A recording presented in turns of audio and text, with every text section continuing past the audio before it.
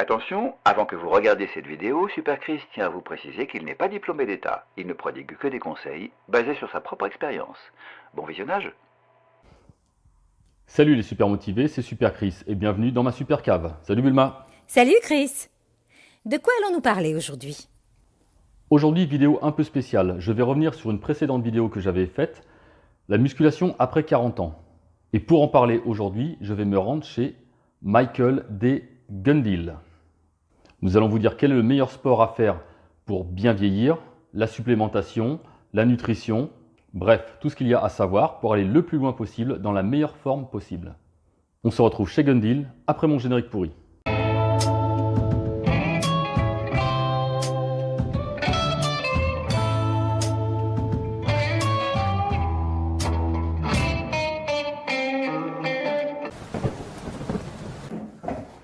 Salut à tous, donc nous voici chez le populaire Michael D. Gundil. Bonjour. Ici présent. Donc c'est une vidéo qui va faire suite à ma première vidéo sur l'entraînement après 40 ans. Vu que Michael et moi-même on a le même âge. On a même failli faire l'armée ensemble d'ailleurs. Ah bon? À quelques mois près, voilà. Voilà, donc Michael, est-ce qu'il y a une différence enfin, quelles sont les différences entre tes entraînements quand tu avais 20, 25 ans et aujourd'hui, proche de à 50? Il y a deux différences, c'est que évidemment tu t'en sais un peu plus aujourd'hui que hier. Ouais. Donc heureusement ça c'est un plus, mais le moins c'est que et que comme on dit la vieillesse est un naufrage, tu peux Ouais. tu peux plus te permettre les conneries que tu avais à 20 ans, enfin que tu pouvais te permettre à 20 ans plus tard quoi. Et il y a un adage qui dit passé un certain âge, tu es en bonne santé quand t'as pas deux fois mal au même endroit, deux fois de suite quoi. C'est ça, c'est ça.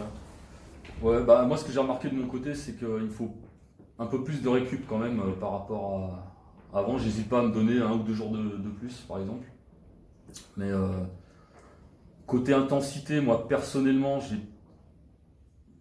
enfin, alors c'est peut-être psychologique, mais je sens pas trop de différence. C'est plus après la récupération qui est plus longue. Voilà, tu progresses encore. Moi ce qui qui m'embête le plus, c'est que j'ai de plus en plus de mal à dormir bien quoi. Ouais. Avant, quand j'étais jeune, je dormais trop, tu m'allongeais, je dormais en 2 secondes, tu vois. Et j'avais un problème, c'est que je dormais vraiment, tu m'allonges, je pouvais même pas lire quelque chose, je m'endormais quoi. Et maintenant c'est le contraire, pour m'endormir, je peux passer des heures quoi. Donc si je me réveille en pleine nuit, il faut des heures pour, C'est ça. pour redormir.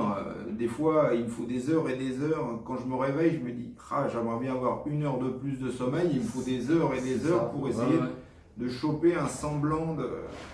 Moi, c'est surtout ça que si j'avais le droit à quelque chose, j'aimerais bien avoir mon sommeil d'il y a 20 ans. Quoi. Ouais. Bah moi j'ai découvert la mélatonine là dernièrement et c'est plutôt pas mal. Bah, ça m'a bien aidé. Moi, ça m'a pas, je sais pas si ça m'aide à dormir mieux, mais ça m'a recalé parce que tous ceux qui, comme ça, qui n'ont pas d'heure fixe, de toute manière, tous ceux que je connais qui n'ont pas d'heure fixe, ils se décalent et puis en fait, tu vis la nuit et tu dors le jour. Alors ça, c'est pas bon du tout. Puis après on dessine des muscles sur, on s'appelle de la vie. Ouais, non, mais j'ai fait l'expérience de dormir le jour et à nombre de régales, je peux te dire que ça n'a rien à voir. Ah ouais.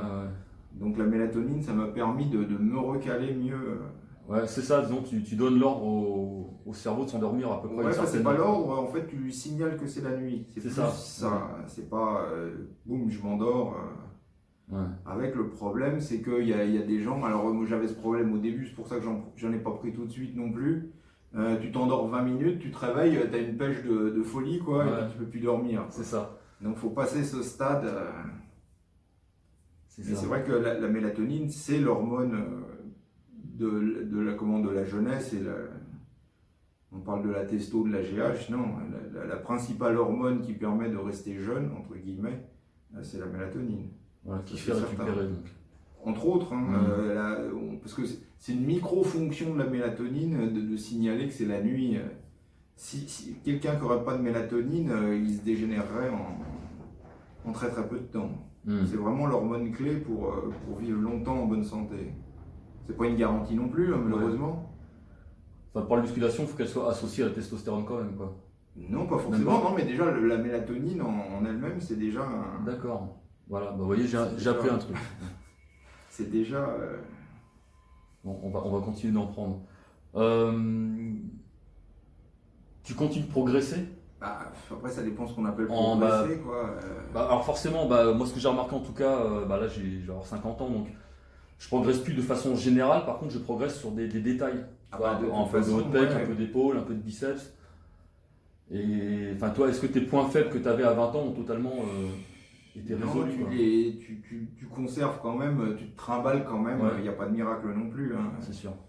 Après, tes points forts, comme tu les entraînes moins, tu essaies de rééquilibrer et par le bas et par le haut, donc tu t'entraînes moins tes points forts et un peu plus tes points faibles, donc tu as un semblant de rééquilibrage, mais qui est un peu artificiel, parce que si tu entraînais à fond tes points forts et à fond tes points faibles, ta différence, ça serait...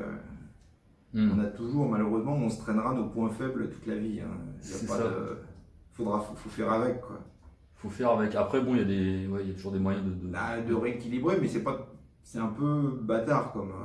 Ouais, ouais. Il n'y a pas de miracle non plus. C'est la génétique qui est pour énormément, quoi. Ouais. Ouais, enfin bon. En tout cas, ils ont découvert. Tous les scientifiques, là, les milliardaires Qui injectent des tonnes et des tonnes pour pas vieillir. Ouais, c'est ça, qui a sauté un peu avant de la gueule des culturaux, s'aperçoivent aujourd'hui en fait que c'est la discipline qui permet de. C'est la seule d'ailleurs. Il n'y en a pas des millions, c'est Ouais. la seule qui permet de bien vieillir. Voilà, c'est ça. Donc, C'est la seule qui joue à la fois sur la force musculaire, la masse musculaire, c'est important, et sur l'os. C'est ça qui est.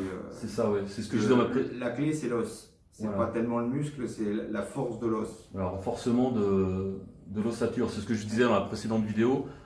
Pour ceux qui hésitaient, qui me disaient ouais mais bon moi je vais avoir 50 ans, ça ne sert à rien de commencer. Mais si, au contraire. Mais on peut même commencer maintenant avec un entraînement adapté. Ah ben il n'est jamais trop tard pour commencer, au contraire, il est même urgent de commencer pour ceux qui s'entraînent pas et qui auraient quelques velléités à bien vieillir.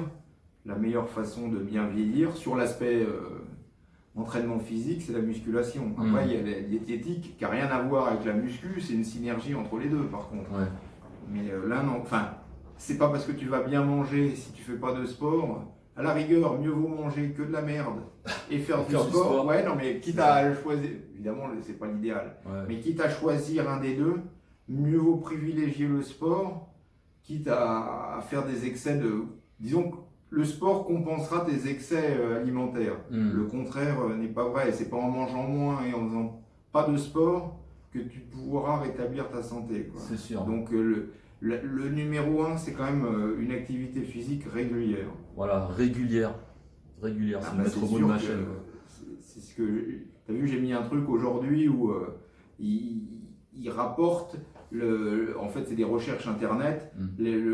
Le rythme annuel de recherche internet des gens pour maigrir. Alors c'est une saisonnalité affolante, quoi. Ouais, plus l'été approche, plus les gens font des recherches sur comment maigrir, et puis après, ça retombe à pic. Voilà. Pour tout le restant de l'année. En gros, les gars passent 8 mois à se gaver. Et puis les 4 derniers mois, ils paniquent en cherchant à maigrir. C'est ça, alors qu'un été se prépare l'été précédent. Ouais, donc, ouais, puis même l'année d'avant et l'année d'avant et l'année d'avant. Et tu remarques que, pareil, sur 14 ans, alors ils lissent les tendances, donc ça c'était annuel, les variations annuelles, mais sur 14 ans, il y a une montée de plus en plus, les gens cherchent à maigrir. Et c'est ce que je dis, pourquoi les gens cherchent de plus en plus d'informations, c'est qu'ils n'arrivent pas à perdre. Si tu y arrivais, tu fais la recherche une fois et puis tu as le miracle. Et c'est ça. S'ils cherchent, c'est qu'ils n'y arrivent pas. Il y a pas de. Mais bon, la clé, c'est un entraînement physique régulier, quel qu'il soit. Ça peut être du jardinage. Alors, c'est pas l'idéal, mais ça peut être faire du shopping, donc marcher, etc.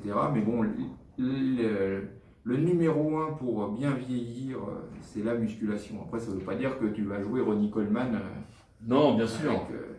Mais dans l'optique de vieillir en bonne santé, on va Voilà, dire. Quoi. dans la meilleure santé possible. Pour pouvoir mourir en bonne C'est, santé. parce qu'ils sont aperçus, par exemple, que le système immunitaire était très lié à la masse musculaire. C'est-à-dire que tu prends deux personnes, même âge, même tout, celui qui aura le plus de masse musculaire aura le meilleur système immunitaire, probablement parce qu'il y a des cellules immunitaires qui arrivent à se planquer dans les muscles, voire le muscle qui produit aussi des cellules immunitaires. Ouais. Mais c'était une découverte assez récente. Est-ce que c'est pas lié à ce qu'on appelle la loi de l'Hormèse, c'est-à-dire le stress Ouais, non, mais là, ils prennent des Pékins moyens qui font pas de sport. Ah oui, d'accord. Ouais. Ils regardent, la plupart des études, c'est pas fait sur des... Non, Ouais. et la plupart des études sur le vieillissement, ils prennent 100 mecs, forcément sur les 100, il y en a qui sont tout maigres, il y en a qui sont plus musclés, même sans faire d'entraînement, hein, t'auras toujours... Et ils regardent les relations statistiques, et ceux qui ont le plus de masse musculaire ont une meilleure immunité en général.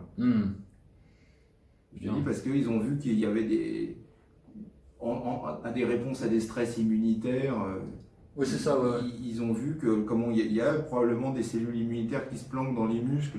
Au lieu d'être gaspillées et puis utilisées comme ça sans raison, ça se planque dans les muscles et c'est utilisé à meilleur escient que, tu vois, un peu n'importe comment. Comme quelqu'un qui serait dans sa voiture et puis qui aurait la pédale de frein enfoncée puis qui accélérerait. Là, avec de la masse musculaire, t'as pas le pied sur le frein, puis t'accélères, donc t'avances. Voilà. Donc, rien que pour cette raison, mettez-vous à la musculation. Il y en a plein, enfin après on peut... c'est une parmi tant d'autres, mais c'est vrai que les longévitistes, j'arrive jamais à le dire, enfin ceux qui s'intéressent à la longévité, mais qui ont un bon niveau, je parle pas du charlatan. Et c'était les derniers mecs à faire de la muscu, hein, c'était les geeks, c'était les... Ouais, c'est ça. Ils ont retourné le problème dans tous les sens. Ce qui fait vivre longtemps, c'est la muscu, la meilleure activité, parce que eux, ils veulent le plus d'efficacité pour le minimum, c'est ce qu'on appelle en anglais the biggest bang for the buck, tu vois, le plus de résultats pour chaque dollar investi ou chaque heure de temps investi. Ils veulent le retour maximum. Le retour maximum, tu l'as avec la muscu. Voilà. Et ça joue également sur l'activité cardiaque, on est d'accord? Surtout, de toute façon, ouais. Donc en quoi il n'y a pas que le footing, il n'y a pas que le cardio. Non, au contraire, parce que le problème du cardio, c'est que ça maintient pas bien la masse musculaire et certainement pas la masse osseuse. Ouais. Malgré les impacts au sol. T'as l'impact au sol sur le col du fémur, mais c'est tout. Tu tombes sur le bras, il pète. C'est l'avantage de la muscu. Alors, il faudrait préciser la muscu. Quand je dis muscu, c'est pas juste les bras. Hein. Faut faire tout le corps. Ouais, bien sûr. Ouais. Tu fais tout le corps, tu auras un renforcement de l'ossature généralisé. Le problème alors on peut parler de la course. Déjà, c'est à impact. C'est pas très bon pour tes genoux ou pour ton dos. Et ça va te renforcer effectivement le col du fémur, mais rien faire sur tes bras, sur ta posture, quand t'as pas de muscles, les gens sont voûtés comme ça, forcément c'est pas bon. Alors, moi j'avais entendu que les champions de natation, on les forçait à faire la musculation justement de la course pour... J'en parle dans le dernier livre, parce que paradoxalement, par rapport, si tu prends des champions de natation, voire des gens, des nageurs de bon niveau, par rapport à des gens qui font pas de sport, mais qui font pas de natation, les gens qui ne font pas de natation ont une densité osseuse, donc une solidité osseuse plus importante. Supérieure, c'est dû à la pesanteur donc. Ce qui est dingue, c'est que de passer assez de temps dans l'eau, ça te fait fondre la masse osseuse, et donc ta solidité. Imagine les astronautes quoi. Ouais, ça concerne peu de monde, heureusement. Non, mais c'est pour dire, parce qu'il y a des gens qui pensent que de faire de la natation, c'est bon pour la santé. Métaboliquement, pour beaucoup de monde, non, au contraire, ça va leur foutre une merde. Parce que, en fait, il y a beaucoup de gens, ça va quasiment les rendre diabétiques. D'accord. Ce qui est con, mais quand on y pense, mais bon. Donc on n'est pas fait pour rester excessivement dans l'eau, dans une optique longévité santé. Après, les gens qui veulent faire on ne les empêche pas, mais c'est pas... Et puis, donc on a dit, la solidité osseuse, c'est une catastrophe. C'est ça. Je mettrai en description tous les liens pour les livres, les méthodes de Lavier, donc coécrites.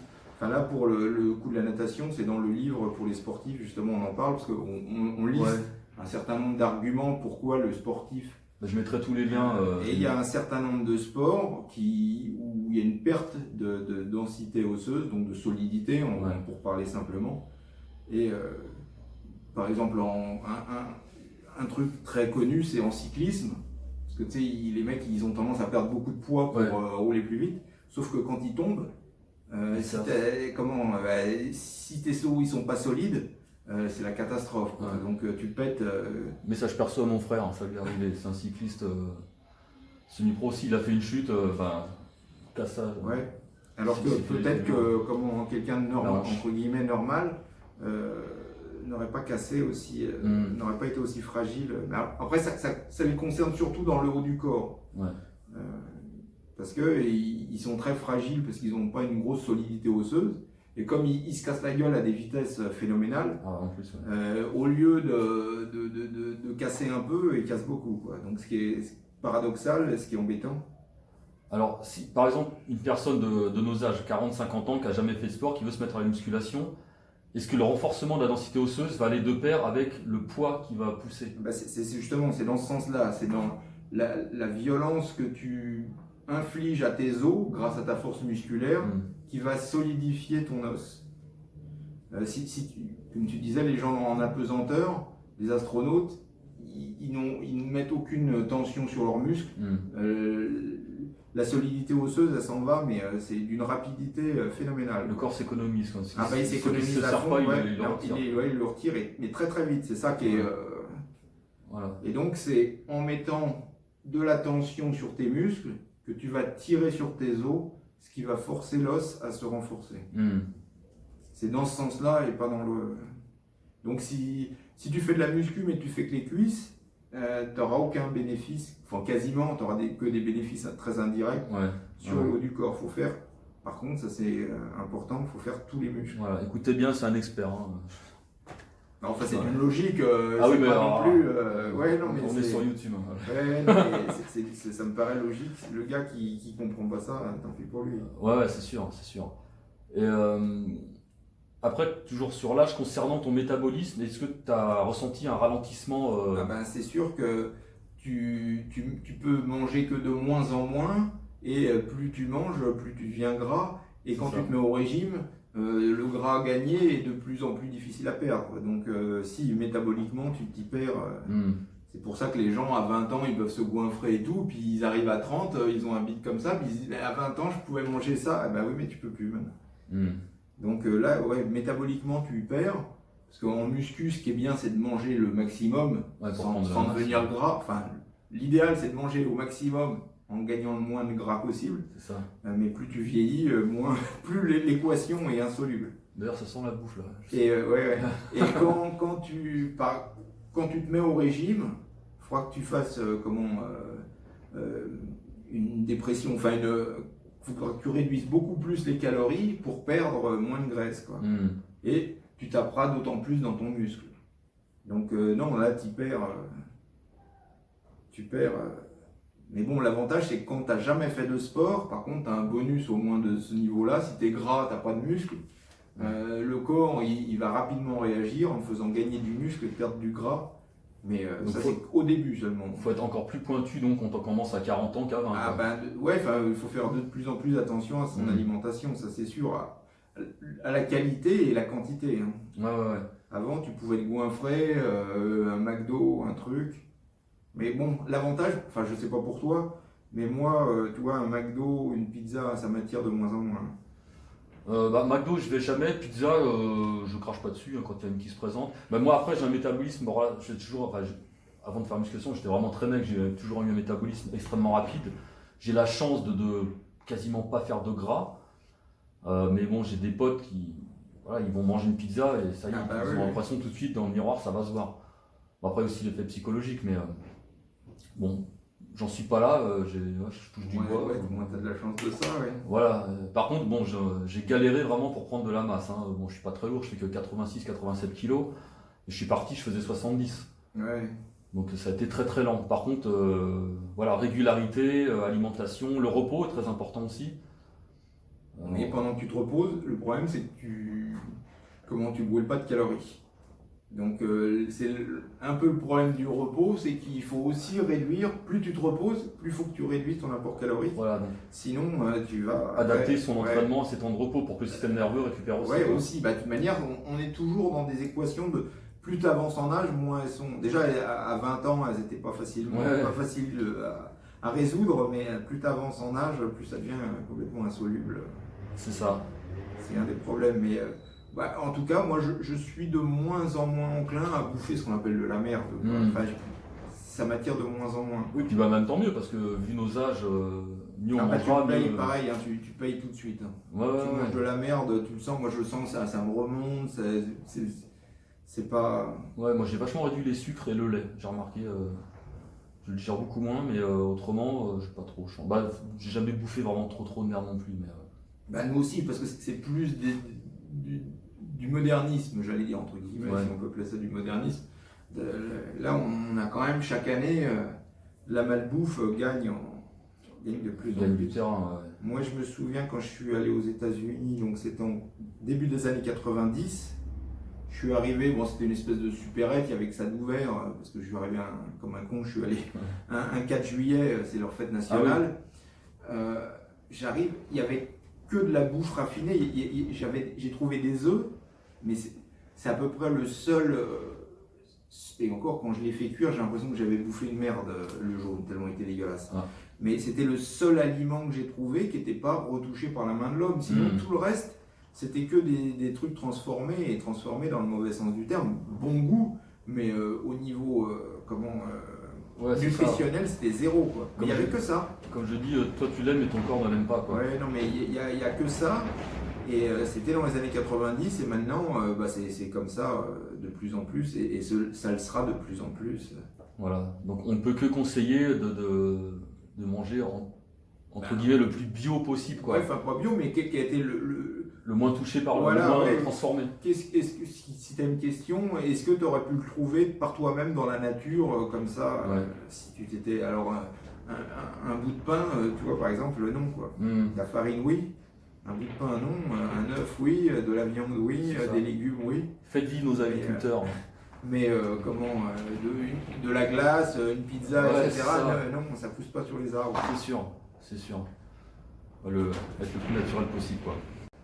Donc en complémentation vitaminique, je sais pas si ça se dit, mais... Ouais, si, c'est ça. Voilà, enfin, pas que vitamine, mais plus là, les gens comprennent. Il y a certains besoins qui augmentent avec l'âge. Ouais. Souvent, la plupart des besoins en vitamines, minéraux, micronutriments, ils augmentent avec l'âge. Et on a tendance à de moins en moins, comme on mange moins, pareil, les besoins augmentent, mais les apports diminuent. Donc ça. Maintenant, on a des moyens, entre guillemets, de résoudre cette équation. C'est pas idéal, mais de résoudre l'équation grâce aux compléments alimentaires. Alors, lesquels... pour moi, il y en a plusieurs, comme on a parlé de la mélatonine. Bon, ça c'est une hormone, c'est un peu... heureusement, elle est en vente libre. On nous laisse... Puis c'est relativement abordable, surtout. Ah bah ça dépend à quelle dose tu les prends. Parce que la législation empêche de... Je crois que c'est en dessous de 2 grammes.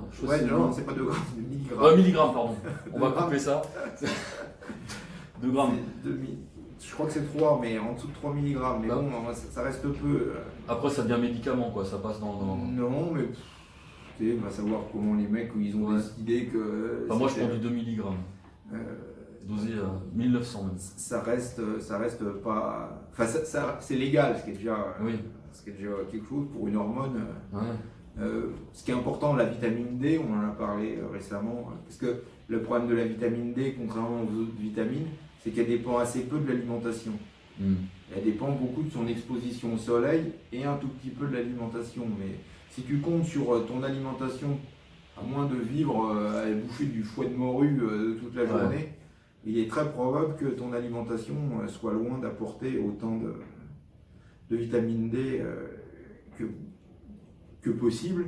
Et comme quand plus tu vieillis, mieux vaut éviter le soleil, la seule façon de résoudre l'équation, pareil, c'est de se supplémenter en vitamine D et surtout l'hiver, à l'approche de l'hiver, et ne pas attendre comme les mecs aujourd'hui j'avais mis encore un truc, les autorités de santé étudient les bénéfices de la vitamine D contre le Covid-19. Ah oui, c'est un peu tard, les gars. Ouais, il serait temps de s'y mettre. Ouais. Et c'était même pas à l'arrivée du Covid qu'il fallait s'y mettre, c'était vraiment. Enfin, moi, je préférerais une supplémentation toute l'année, même si vous vous mettez au soleil. Le jour où vous vous mettez au soleil, ça sert à rien de prendre la vitamine D. Ouais, si vraiment vous partez en vacances pendant un mois, le mois suivant, vous pouvez ne pas prendre de vitamine D, mais rapidement, il faudra. Parce qu'il y a des gens, ça prend des mois et des mois de refaire le plein de vitamine D. Ça repart pas. Et en plus, comme par hasard, c'est les gens qui ont le plus besoin, chez qui ça repart pas. Donc, ne pas attendre d'avoir un truc comme le Covid ou etc. Et surtout après, pour s'apercevoir que peut-être que la vitamine D elle est inverse, les taux de vitamine D sont inverses à la saisonnalité des virus. C'est-à-dire que les virus sont extrêmement violents au moment où l'homme n'a pas beaucoup de vitamine D. C'est ça, ouais. Et la violence du virus, elle diminue. Donc il y a sûrement une relation. Après, il faudra établir laquelle. Mais, parce que même Raoult disait qu'ils n'arrivent pas à expliquer la saisonnalité des virus. Quoi. Et pourtant, on sait qu'ils sont saisonniers, enfin la plupart en tout cas. Ouais, donc on peut prendre les devants, quoi. Donc autant ne pas attendre, et que de toute manière, des virus, il y en a tous les ans. Avant, on ne nous en parlait pas, maintenant, on nous en a parlé. Donc la vitamine D, ça me paraît important. Au moins 90% de la population n'a même pas le minimum requis de vitamine D. Parce que, on peut aborder un sujet qui est un peu la boîte de Pandore, mais les autorités médicales, elles définissent un minimum d'apport pour sa santé. En dessous, c'est embêtant. Au-dessus, mais le minimum, on s'est aperçu avec le Covid que ça ne suffisait pas. Parce que les mecs qui étaient en santé, apparemment en bonne santé comme ça, dès que tu as une saloperie qui passe, t'es emporté. Quoi. Ce qu'il faut, c'est ne pas être au minimum, c'est d'être à un optimum qui reste à définir. Après, c'est pas évident, mais être à un optimum santé. Alors, un optimum santé, alors je fais de mémoire, on sait pour les fibres. Les fibres, il faut au moins 20 grammes de fibres dans son alimentation par jour. Pour le transit, pour la santé. Mais on sait que si tu veux avoir un impact de diminution sur les cancers colorectals, il faut au moins 30 grammes. Donc tu vois, 20 grammes c'est le minimum, le vital, bon la plupart des gens n'y sont même pas. Et si tu veux un optimum, c'est au-dessus de 30 grammes. Donc tu vois, il y a deux seuils, et le seuil qu'on te donne toujours, c'est le minimum syndical. Quoi. Ouais, alors pour toi, le meilleur apport en fibres, faut qu'il vienne de quoi? Ah bah tu peux rajouter, maintenant c'est facile de rajouter des fibres, mais manger des légumes, c'est le... Voilà. Mais même, il faudra manger beaucoup de légumes pour avoir le taux optimal de fibres. Alors il y a des fibres dans les légumes, les céréales, mais tu peux toujours te supplémenter, ça ne coûte pas grand chose. Un peu en fibres, ça ne fait pas de mal. Donc pareil pour la vitamine D, il y a un niveau minimum qui reste à définir. Et un niveau optimum qui reste aussi à définir, mais qui est un peu au-dessus. Et pareil pour toutes les vitamines, minéraux, etc. Et le deuxième qui est très important pour moi, enfin je crois que c'est 70% des Français qui en manquent, n'ont même pas le minimum. Minimum, c'est le magnésium. D'accord. Ça, je le prends, magnésium. Donc tu n'es même pas à l'optimum. Alors, je crois qu'il doit être associé à la vitamine B6. Ouais, mais enfin déjà d'en prendre, c'est ce que je dis, t'en prends régulièrement, le corps se débrouillera comme il peut avec ce qu'il a pour... Alors on parlait tout à l'heure de l'huile de poisson, justement il faut également une supplémentation d'oméga 3. Ben, probablement oui, à moins de manger beaucoup de poissons et de ne pas se laisser avoir en disant comment il y a des huiles végétales qui soi-disant sont riches en oméga 3. C'est vrai qu'elles sont riches en oméga 3, mais pas en oméga 3 qui intéressent pour la santé. C'est ça, il vaut mieux le prendre sur les mots, de toute manière. Il vaut mieux le prendre sous forme de l'huile de poisson, quoi. Voilà, oui. C'est la forme la plus directe. C'est pas toi qui avais croqué dedans une fois, non? Si, bah, j'ai tout essayé. Avaler-les, croquer pas dedans. Il ne faut pas les croquer. Et de privilégier la qualité, quitte à les payer un peu plus cher. Parce que c'est délicat et c'est rapidement... ça va venir rapidement, ça s'altère rapidement, et dans ce cas-là, au lieu de manger quelque chose qui est bénéfique, ça devient toxique. Alors on a une pluie on a l'orage et la pluie. Voilà, donc on a dit oméga 3, magnésium, mélatonine, vitamine D. Vitamine D. Alors maintenant, un peu plus moderne comme découverte, mais c'est la vitamine K2 qui réduit la calcification des artères. Voilà. On a parlé du sport en tant que bénéfice santé, mais malheureusement le sport, quand on pousse le bonhomme, on le pousse un peu comme nous on le fait, il y a aussi des effets secondaires. Et probablement, on le sait par exemple chez les marathoniens, qui font beaucoup de marathons, ils ont tendance à avoir plus de calcification de leurs artères qu'un Pékin moyen qui ne fait pas de sport, ce qui est paradoxal. Donc autant éviter, grâce à la vitamine K2, Qu'on trouve. qu'on trouve dans la vitamine K2. Mais dans les suppléments de vitamine K2, il ne faut mieux pas chercher à en avoir. Alors ils vont dire, ouais, les épinards, il y en a. Tu parles, il n'y a rien. Ouais. Tu n'auras jamais ce que une supplémentation peut t'apporter. D'accord, ouais, donc c'est sous forme de café. C'est mieux. Je pense qu'il faut vivre avec son temps et la modernité. Et c'est les principales. Alors, pour ceux qui mangent pas beaucoup qui boivent pas beaucoup de lait, etc., du calcium, c'est important aussi. Ça ne sert à rien de se gaver de calcium. Mais alors, il y a beaucoup d'études qui nous mettent, voilà, les gens, ils ont pris du calcium, mais ils ont pas, ils ont les os qui cassent et tout. On a dit, le principal qui fait la solidité de l'os, c'est pas le calcium, c'est le sport. C'est l'effort, ouais, c'est ça. C'est le stress. Donc, tu peux prendre, c'est un peu comme le gars qui dirait, ouais, je prends des protéines, je prends pas de muscles. C'est ça, ouais. Mais et ton entraînement?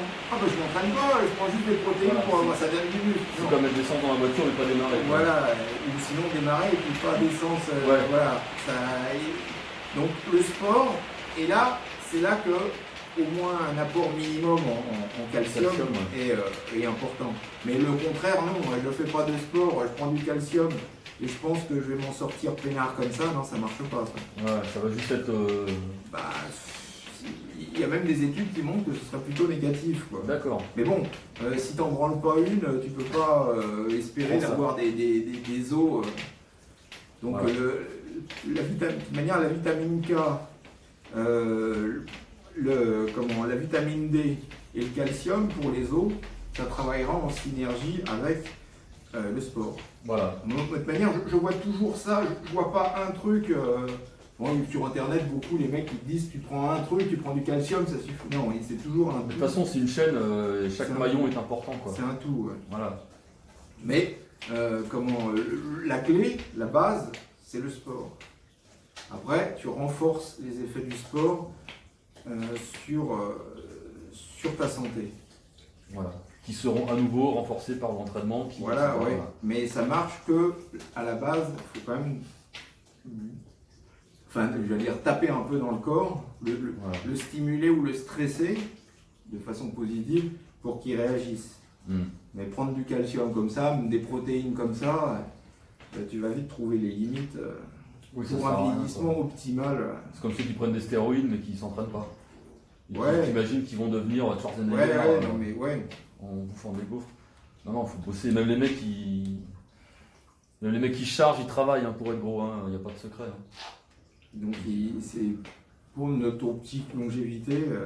Et une chose aussi qui est à la fois nouvelle et pas nouvelle du tout, c'est le collagène, qui est très important.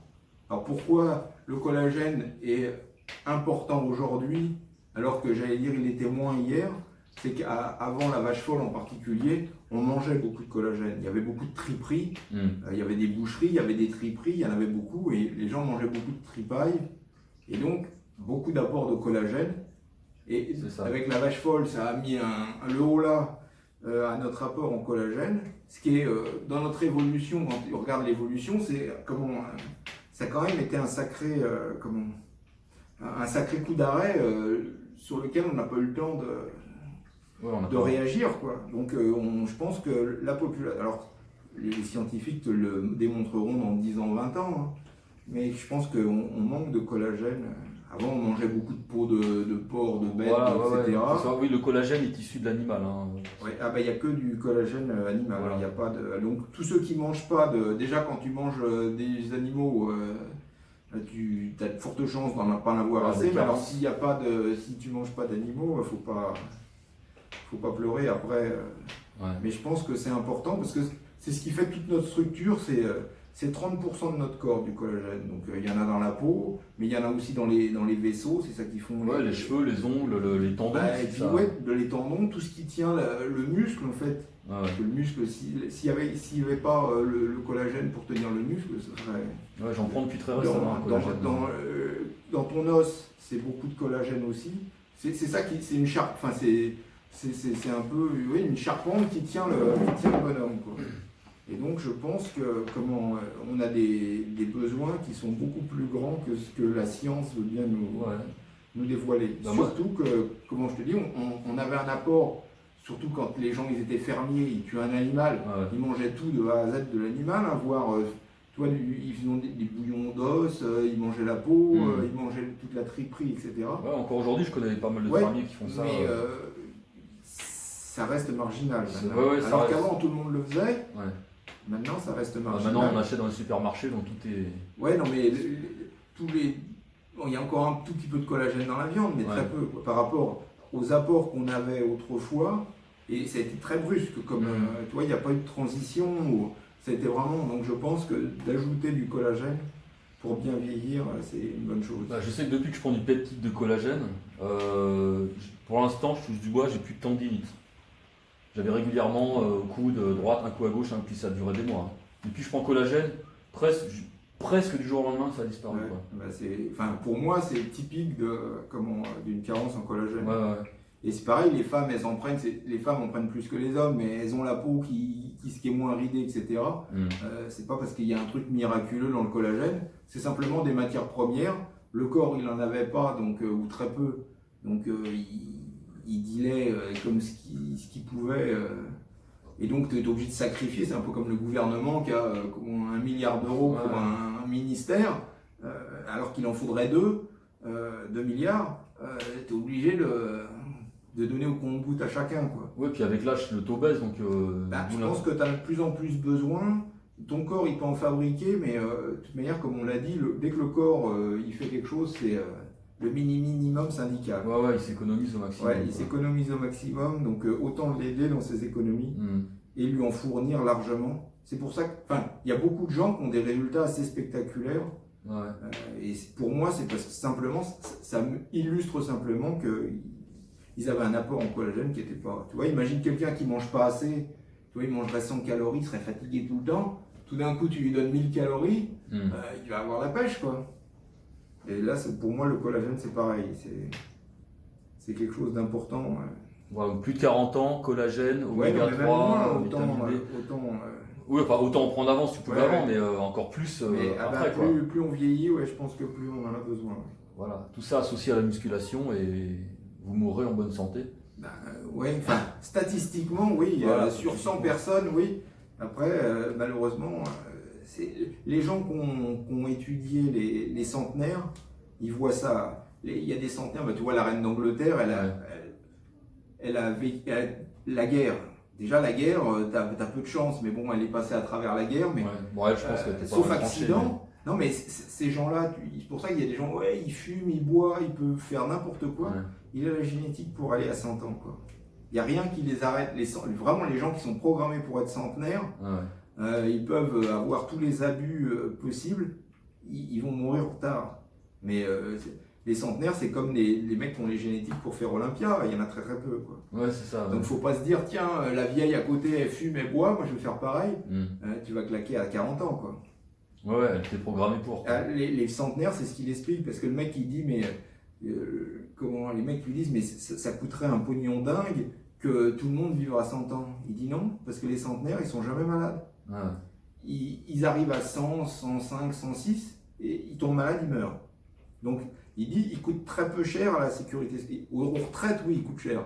Mais à la sécurité sociale, maladie, ils coûtent très peu cher parce qu'ils sont jamais malades. Mais malgré tous les excès possibles, sauf accident, tu peux toujours te faire renverser par une voiture, mais sauf accident, c'est des gens qui sont très très peu malades, donc ils coûtent très très peu cher à l'assurance maladie. Et puis tout d'un coup, ils meurent. Mais c'est l'exception. Bah bon, autant essayer d'aller. Ah bah ouais, non, mais malheureusement, il y a très peu de chances que tu sois programmé pour être centenaire, quoi. D'avoir tous les bons gènes qui font que tu seras propulsé à centenaire malgré tous ces excès. D'où l'intérêt de tout mettre de son côté. Bah oui, de mettre tout son côté pour optimiser ce que tu as. Voilà, ça. Parce que la nature t'a doté de certains gènes, et c'est pas parce que le voisin il fait ci ou il fait ça que toi tu vas. Parce qu'un petit vieux qui tombe, il se casse la jambe, il peut y rester s'il a pas. Non, mais c'est pour ça que l'os, il y a beaucoup de gens qui sont en bonne santé, et puis pour une raison. Alors, soit parce que avec l'âge, les gens se mettent à tomber parce qu'ils perdent l'équilibre, tout d'un coup ils tombent. Mais tu vois, dans Paris, il y a de plus en plus de trous. Tu mets le pied dans le trou, tu tombes ou tu te fais renverser par une trottinette. Et il y a beaucoup de gens, de vieux comme ça, qui se sont cassés un os, ils se retrouvent à l'hôpital, ils meurent. Alors qu'ils étaient en bonne santé, ils ne seraient pas tombés, ils ne seraient pas morts. C'est pour ça que c'est très important de maintenir son intégrité osseuse. Voilà, donc musculation, quel que soit l'âge. Voilà, bon bah écoute Michael, je pense qu'on a fait le tour du sujet. Enfin, on a fait une introduction, la plus complète possible du sujet. Voilà, donc maintenant à vous de faire le travail régulièrement, le plus régulièrement possible. Hein. Il ne suffit pas de s'entraîner un mois et d'arrêter 3 semaines et de reprendre 2 semaines. Ça, c'est pas l'entraînement, il faut vraiment être régulier, quoi. Et bien vous supplémenter. Voilà, se supplémenter, bien se nourrir, respecter son corps. Hein. C'est ce que je dis aux gens. Si tu as une voiture, t'irais pas pisser dans le réservoir. C'est ça. Quand tu vas chez McDo, c'est ce que les. Et encore, quand je dis pisser, je suis sympa. Et ne pas copier le voisin non plus. Le programme, comme je le dis à chaque fois, pour un, ne marchera pas forcément pour vous. Donc faites en sorte d'avoir des programmes personnalisés auprès de professionnels et passez voir votre médecin traitant pour être sûr que vous n'avez pas de contre-indication. Malheureusement, je ne suis pas sûr que ce soit le plus à même de. On les a vus à l'œuvre pendant le Covid. Je suis pas sûr que ce soit les plus à même pour la longévité. Je dis pour pas qu'il y ait celui qui m'a dit d'y aller, je me suis blessé à cause de lui. Votre médecin vous dira. En tout cas, musculation indispensable si vous voulez vieillir bien et longtemps. Mais par contre, ton médecin, il peut te prescrire des prises de sang régulières. Voilà, aussi. Pour voir si tout va bien à peu près. Prise de sang, et il faut lui préciser qu'il faut aussi le truc pour pisser, tu lui dis. Je veux pisser dans la... Parce qu'il va regarder, c'est comme ça qu'il peut voir l'état de terrain.